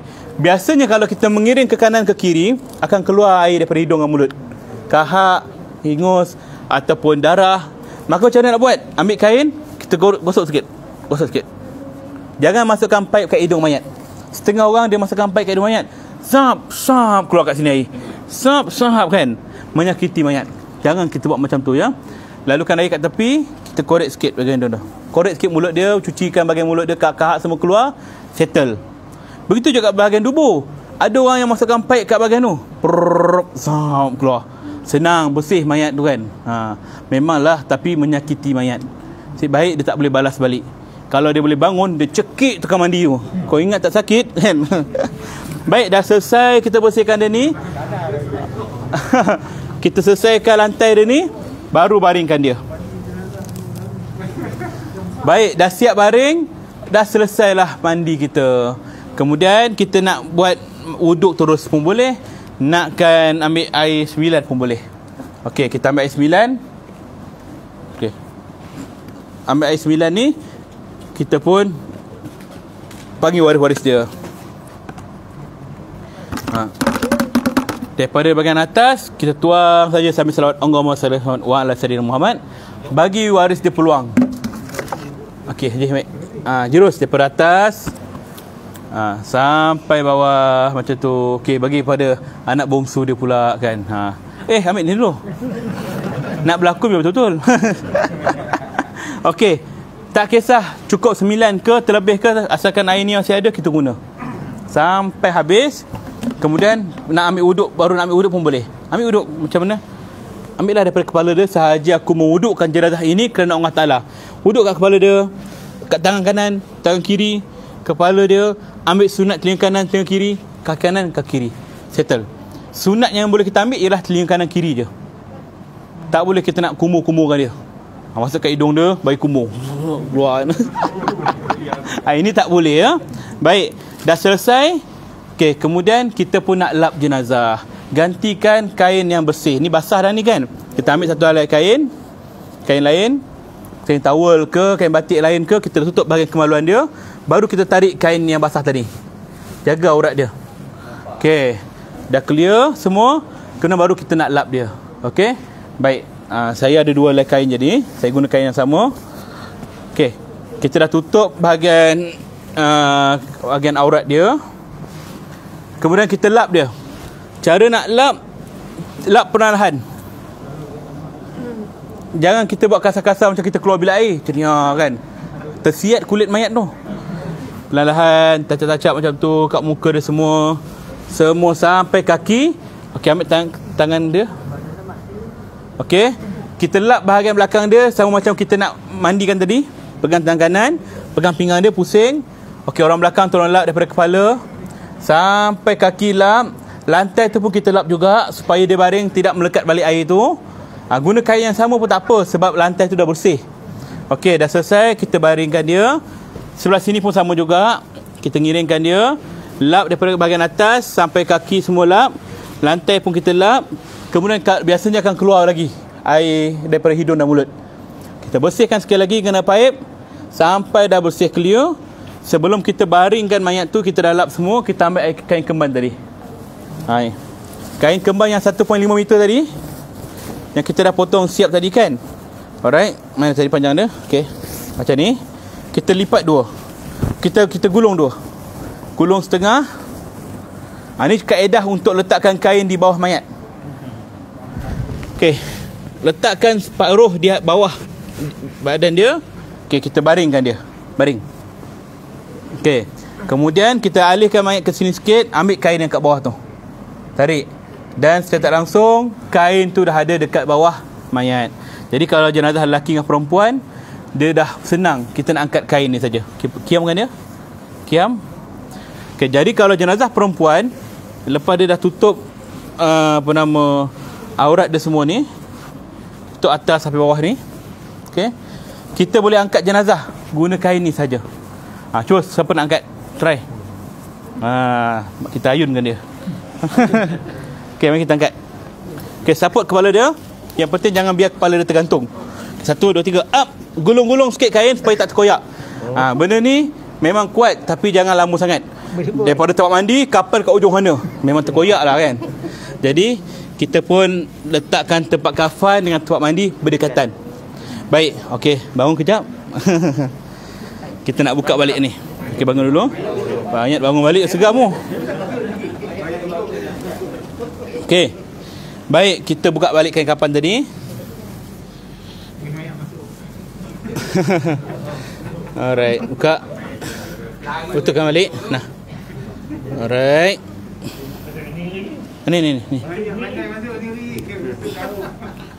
Mana tadi? Ni nah. Ada tak? Ya?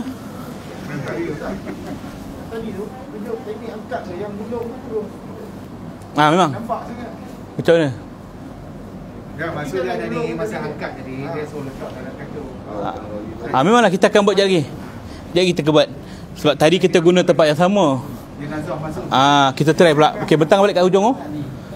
Kita ambil kat ujung tu, bentang. Letak bentang aja. Okey, baring.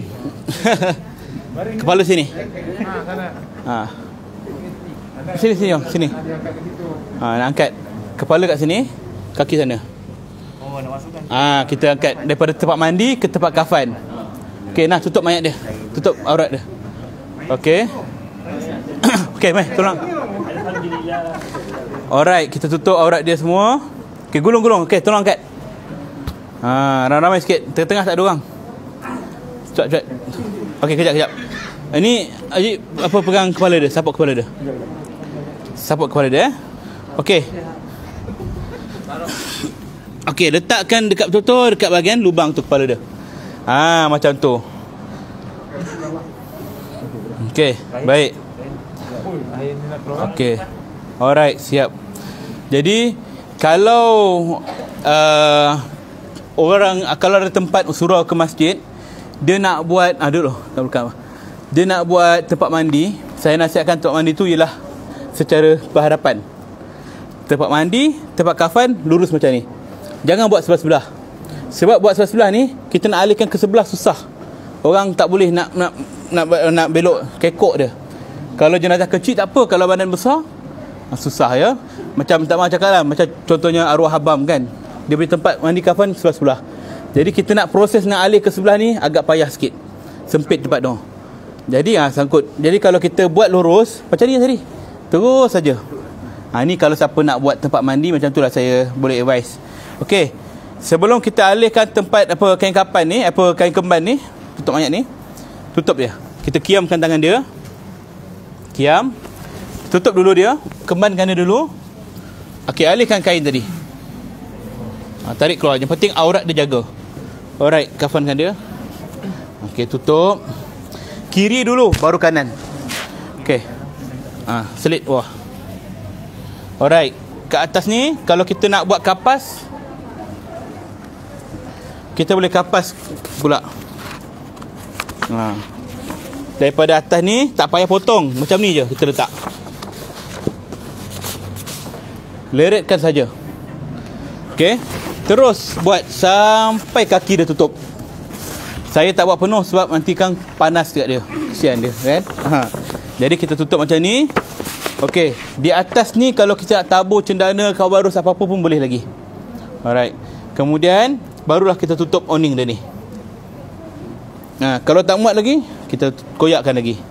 Okey, tutup macam ni. Samakan yang atas dengan bawah. Ni atas dengan bawah ni samakan. Okey, tegangkan dia.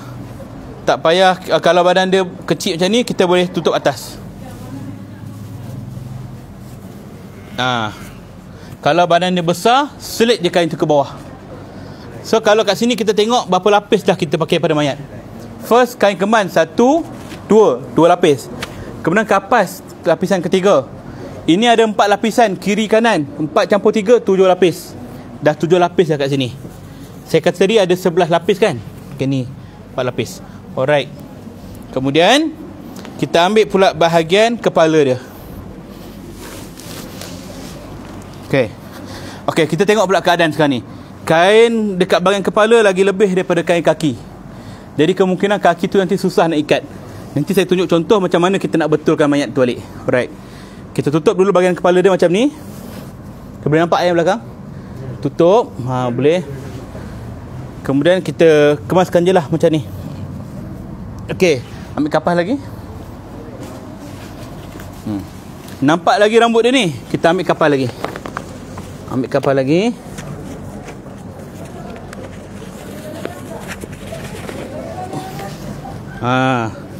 Kita tak nak nampak tak kemas, kita lipat sikit. Tutup bahagian kepala dia. Okey, kemudian ambil kain tu tadi. Alright. Kain yang kita potong 1 meter untuk buat tudung tadi, kita potong lagi 2. Ni kita buka balik, potong 2, potong setengah. Dia ada 2 lapis, kita potong. 1 lapis kita akan buat untuk tutup bahagian kepala dia. Caranya ialah yang ni kita lipat sikit kat ujung dia. Lipatan 1, 2, 3 terpulang. Berapa banyak kita nak lipat, dia akan jadi macam ni. Alright. Tutup untuk kekemasan. Sini. Tutup kat sini. Selitkan bawah telinga dia. Angkat kepala dia sikit. Kalau rambut dia panjang pun apa, selit dia bawah ni.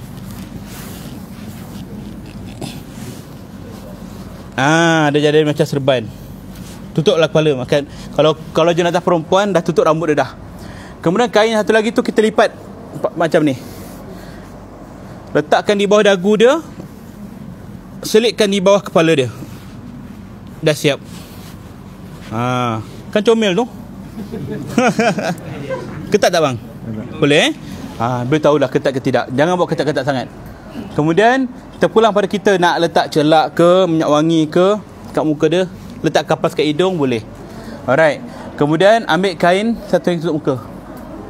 Kain yang saya kata tutup muka tadi, kita ambil. Okey, kain ni biasanya orang akan letak kapas terus kat muka dia.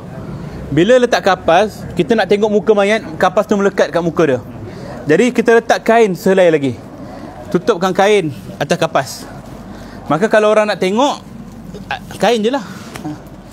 Begitu ya. Time ni lah kita panggil waris. Tengoklah siapa nak tengok kan. Okey. Jadi disebabkan dia masih ada, kita tutup, kita buka bahagian muka dia. Kan? Jangan tutup habis. Alright. Kemudian kita kafankan dia. Ambil selai sebelah kiri.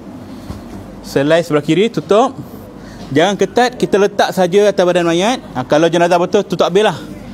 Tapi dia masih hidup, saya buka bahagian muka dia.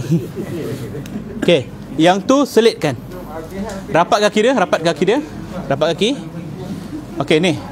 Yang tu selit. Jangan ketat sangat. Letak saja, selit. Ketat bang? Boleh? Okey, macam tu. Tarik tegang ke bawah.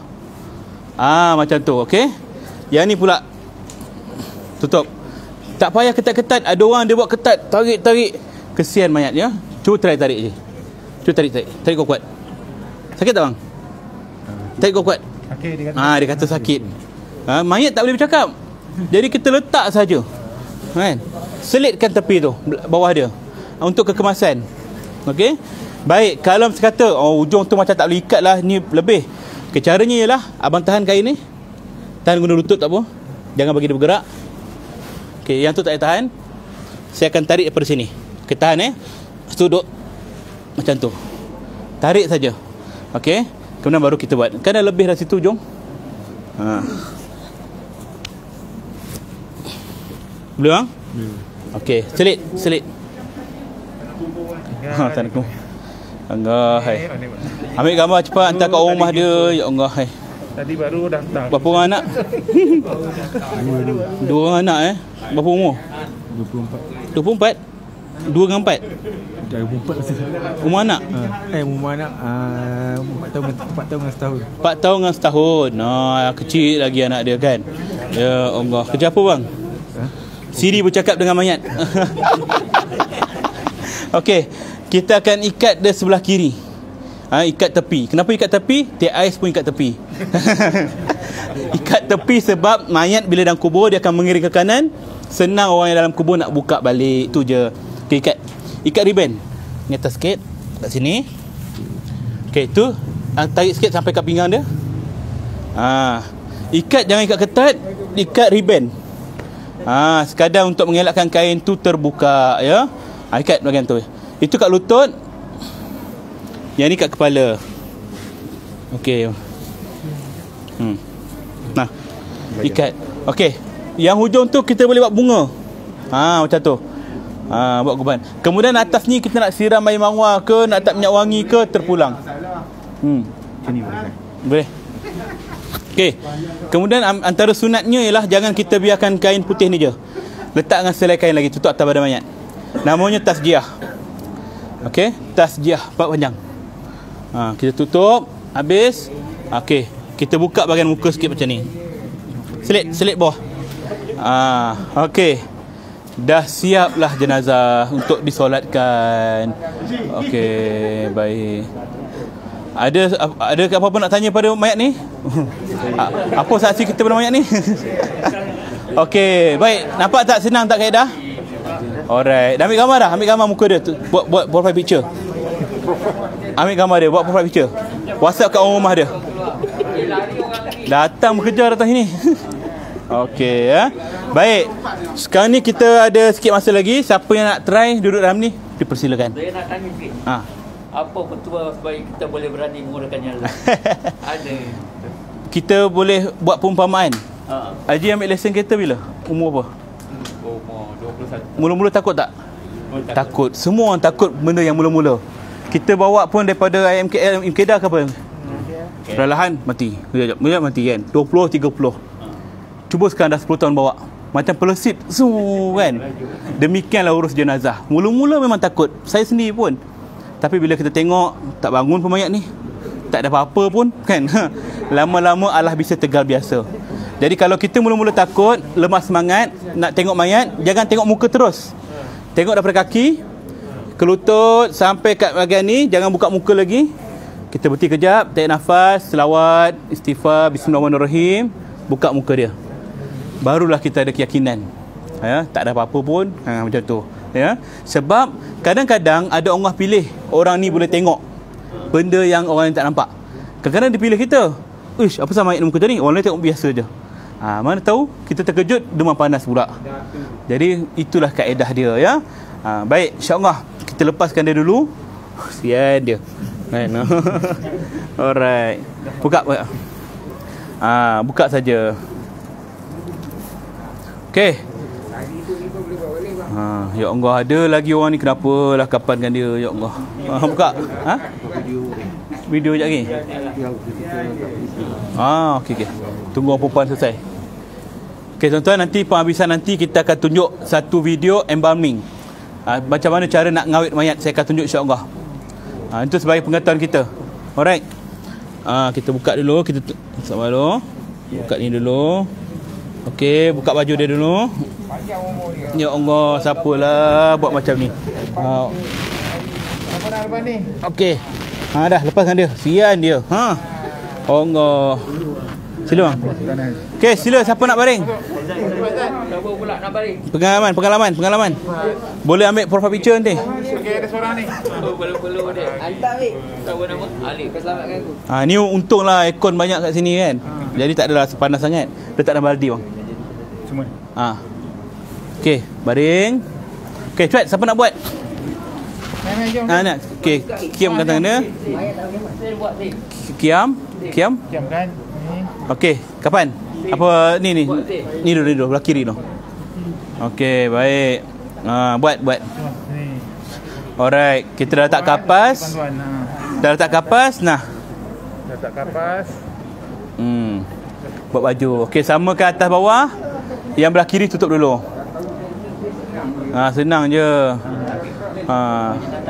Okey, baik. Kemudian sebelum tutup tu, kita ambil kain ni. Nah, tutup bahagian kepala dia. Macam ni. Selit kat bawah kepala dia.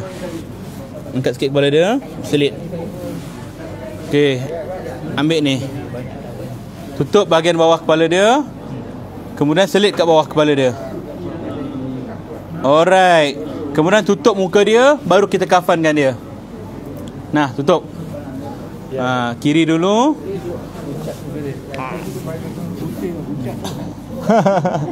Okey. Badan kanan pula.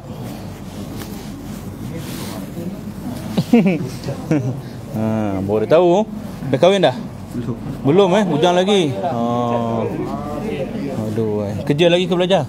Belajar lagi. Belajar? Kat mana? Perak. Sini ada orang tua? Mak ayah? Ada? Datang sini? Mana? Oh, dah hilang dah. Mak. Panggil mak dia sekarang. Alright. Okey. Ikat. Okey, ambil gambar dia, buat selfie. Kalau waktu praktikal tak apa selfie. Kalau jenazah betul jangan selfie ya. Ambil. Alright. Macam mana keadaan dia? Okey. Sempurna, baik, insya-Allah kan. Dah. Siap. Okey. Yang kita tu saya tak tanya Ustaz. Mayat yang susah nak urus. Dah siap. Kita nak tayamum ke apa? Kita nak tayamum ke apa? Mayat yang susah nak urus. Okey, mayat yang susah macam saya kata dia dah ambil gambar dah. Kalau mayat tu dia jenis reput yang sangat tak boleh mandi semua ataupun terbakar, kita tayamumkan dia. Maknanya dia tak perlu mandi. Letakkan di atas kain kafan terus, tayamum dia. Debu tayamum tu kita letakkan di atas kain ataupun kertas, tepuk, hentak 3 kali. Tu biasalah prosedur dia. Saja aku tayamumkan mayat ini kerana Allah Ta'ala. Di muka, bersihkan tangan, ambil debu yang kedua, tepuk 3 kali, tayamum dekat belah tangan kanan, tayamum belah kiri pula mayat. Selesai. Terus kafan, solat ke bumi. Siap. Alright. Ada lagi kawan ni. Siapa lagi nak try? Cepat. Siapa nak ambil gambar? Ada peluang ni. Cepat.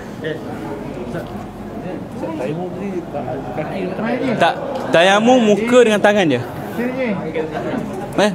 Bang nak try? Ambil gambar. Ni, bang. Nak buat? Ni seorang lagi nak try. Kafan. Dah. Okey. Ya. Pasal baju tadi. Apakah semua mayat pakai baju atau memang ada baju tadi? Tujuan saya untuk nak dapatkan lapisan lagi tebal. Kalau gemuk, kita buat baju boleh, dia lebar. Cuma jangan lipat macam ni lah, lipat ke belakang. Orang biasa pun boleh. Boleh lah, kita boleh buat baju. Tak buat baju pun tak apa. Kalau waris minta ke, sebab apa tujuan saya buat macam ni? Sebab dia lagi tebal. Sebab dia lapis. Ya, betul. Dia teknik dia macam-macam cara. Yang penting tujuannya ialah menutup aurat. Nak tutup aurat dia. Okey. InsyaAllah bolehlah kita ambil tempat masing-masing. Tuan. Yang masa buat mandi tadi tu, yang mandi selalu kita akan gunakan tempat mandi. Macam di rumah tak ada tempat mandi tu, macam tadi kata kita tak sepatut letak kat lantai lah apa kan. Ada setengah yang sebelum ni ada nampak letak dekat kaki waris. Itu saya kata tadi. Kaedah dia kalau kat rumah tak ada tempat mandi, kita boleh guna batang pisang, letak mayat atas tu, ataupun kita pangku mayat. Pangku lah, semua kaki. Kaki lurus, lepas tu letak mayat baringkan, kita baringlah. Air akan jatuh ke bawah. Itu maknanya kena pakai ramai kan, 3 kalau anak ada 3 orang pun cukup dah.